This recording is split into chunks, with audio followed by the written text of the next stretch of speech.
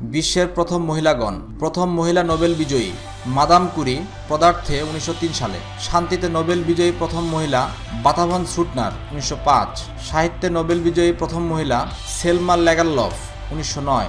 বিশ্বের প্রথম লাইসেন্সপ্রাপ্ত মহিলা পাইলট হ্যারিয়েট কোয়েম্বি, 1911। যুক্তরাজ্যের প্রথম মহিলা মন্ত্রী ক্যাথরিন অ্যাথল, 1923। যুক্তরাজ্যের প্রথম মহিলা পররাষ্ট্রমন্ত্রী ম্যাকলিন অলব্রাইট। ক্যামব্রিজ বিশ্ববিদ্যালয়ের প্রথম মহিলা অধ্যাপক ডরোথি গ্যারড, 1939। বিশ্বের প্রথম মহিলা রাষ্ট্রদূত আলেজান্দ্রা কোলেন্টাই।